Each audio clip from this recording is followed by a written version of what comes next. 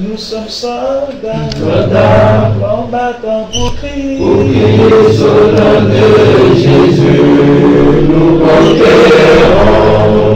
Nous sommes vaillants, Vaillants, c'est de la parole. la parole au nom de Jésus, nous conquérons.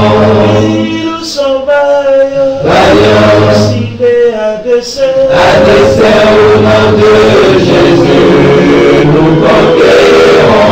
Nous sommes vaillants, Vaillants, cités à dessein. à dessein au nom de Jésus, nous conquérons.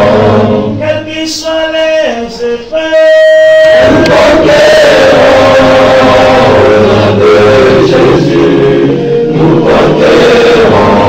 quels qu'ils soient les menaces, Nous conquérons au nom de Jésus, nous conquérons. quels qu'ils soient les mensonges, Nous conquérons au nom de Jésus, nous conquérons. quels qu'ils soient les nécessités,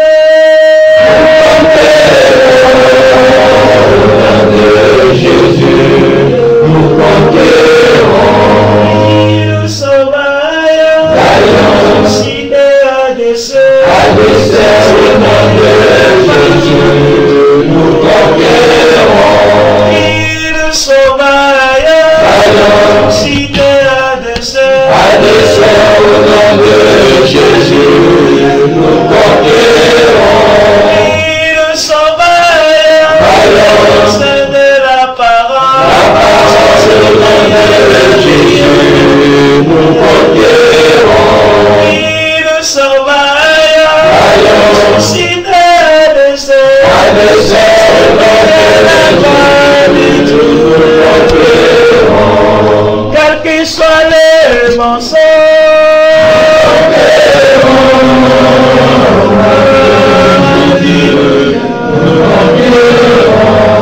quels qu'ils soient les menaces,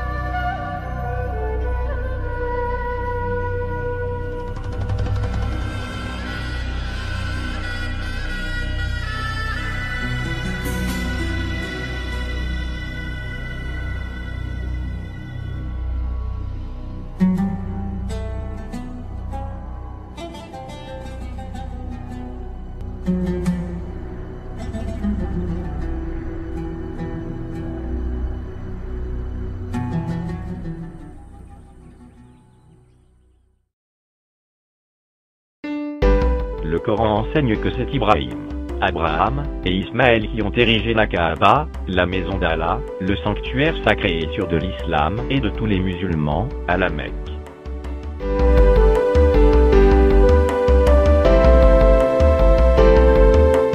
Et rappelle-toi, quand nous fîmes de la maison un lieu de visite et un asile pour les gens, adoptez donc pour lieu de prière ce lieu où Abraham se tint debout. Et nous confiâmes à Abraham et à Ismaël ceci: purifiez ma maison, pour ceux qui tournent autour, y font retraite pieuse, s'y inclinent et s'y prosternent. Et quand Abraham supplia: Ô mon Seigneur, fais de cette cité un lieu de sécurité, et faites attribution des fruits à ceux qui parmi ses habitants auront cru en Allah et au jour dernier.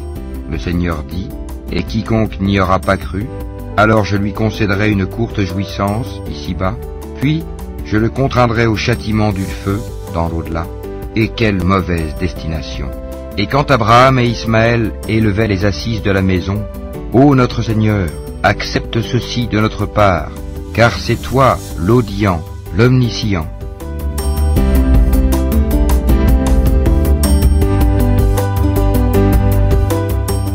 La première maison qui ait été édifiée pour les gens, c'est bien celle de Baka, la Mecque, bénie et une bonne direction pour l'univers. Là sont des signes évidents, parmi lesquels l'endroit où Abraham s'est tenu debout, et quiconque y entre est en sécurité. Et c'est un devoir envers Allah pour les gens qui ont les moyens d'aller faire le pèlerinage de la maison. Et quiconque ne croit pas, Allah se passe largement des mondes. Ne voit-il pas que vraiment nous avons fait un sanctuaire sur la Mecque, alors que tout autour d'eux on enlève les gens? Croiront-ils donc au faux, et nieront-ils les bienfaits d'Allah? Qu'ils adorent donc le Seigneur de cette maison, la Kaaba. Chrétiens, nation. Le Coran enseigne que l'islam est la seule voie unique et absolue de la réformation de la foi et du salut. Il confirme aussi bel et bien que la Kaaba, érigée à la Mecque, est la maison d'Allah. C'est l'une des raisons pour laquelle l'un des piliers de l'islam repose sur le pèlerinage à la Mecque. Le pèlerinage obligatoire à la Mecque est une des nombreuses bonnes œuvres enseignées par le Coran pour être pardonné de tous ses péchés. Or la Sainte Bible affirme ceci. Nos pères avaient au désert le tabernacle du témoignage, comme l'avait ordonné celui qui dit à Moïse de le faire, d'après le modèle qu'il avait vu. Et nos pères, l'ayant reçu, l'introduisirent, sous la conduite de Josué, dans le pays qui était possédé par les nations que Dieu chassa devant eux, et il y resta jusqu'au jour de David. David trouva grâce devant Dieu et demanda d'élever une demeure pour le Dieu de Jacob. Et ce fut Salomon qui lui bâtit une maison. Mais le Très-Haut n'habite pas dans ce qui est fait de main d'homme, comme dit le prophète. Le ciel est mon trône et la terre mon marchepied. Quelle maison me bâtirez-vous, dit le Seigneur, ou quel sera le lieu de mon repos? N'est-ce pas ma main qui a fait toutes ces choses? Tous les hommes habiles qui travaillèrent à l'œuvre firent le tabernacle avec 10 tapis de fin lin retors et de fil bleu, pourpre et cramoisi. On y représenta des chérubins artistement travaillés. Nos pères ont adoré sur cette montagne, et vous dites-vous que le lieu où il faut adorer est à Jérusalem. Femme, lui dit Jésus, crois-moi, l'heure vient, où ce ne sera, ni sur cette montagne, ni à Jérusalem que vous adorerez le Père. Vous adorez ce que vous ne connaissez pas. Nous adorons ce que nous connaissons, car le salut vient des Juifs. Mais l'heure vient, et elle est déjà venue, où les vrais adorateurs adoreront le Père en esprit et en vérité. Car ce sont là les adorateurs que le Père demande. Dieu est esprit, et il faut que ceux qui l'adorent en esprit et en vérité. Le sang de Jésus son Fils, nous purifie de tout péché. En lui nous avons la rédemption par son sang, la rémission des péchés, selon la richesse de sa grâce.